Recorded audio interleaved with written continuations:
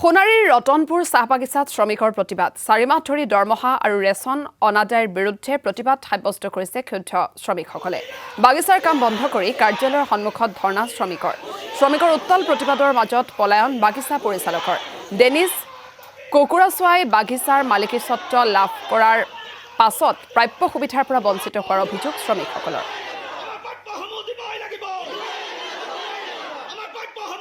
বাগিচাৰ মালিক ৰতনপুৰ চাহ বাগিচাৰ মালিক ডেনিছ কুকুৰাচোৱা তেওঁ আমাৰ বাগিচাখন লৈ আজি 4 বছৰ দিন অতিক্ৰম কৰিব লগা হ'ল কিন্তু বাগিচাৰ শ্ৰমিক তথা কৰ্মচাৰী উপকৰ্মচাৰীসকলৰ যি প্ৰাপ্যসমূহ বোনাছকে আদি কৰি দৰমহা ৰেচন লৈ তেওঁ মানে নিয়মিতভাৱে নিদিয়ে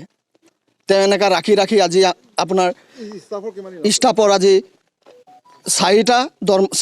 দৰমহা দিয়া নাই সাব ষ্টাফৰ 3টা দৰমহা দিয়া নাই আৰু ওয়াৰ্কাৰসকলৰ 2টা ইতিমধ্যে অতিক্ৰম কৰিছে দৰমহা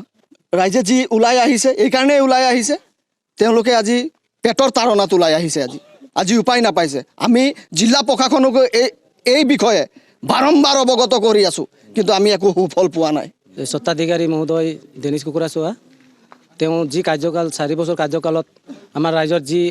পাইপ সময়মতে দিব লগা পাইপ আজিলৈকে তেওঁ দিয়া নাই আমাৰ দৰমহা আছে আপোনাৰ ষ্টাফৰ দৰমহা 4টা আছে আৰু সাব ষ্টাফৰ 3টা আকৌ আমাৰ যি শ্ৰমিকৰ লেবাৰ আজি এইটো 3টা সোমাবলগীয়া হৈছে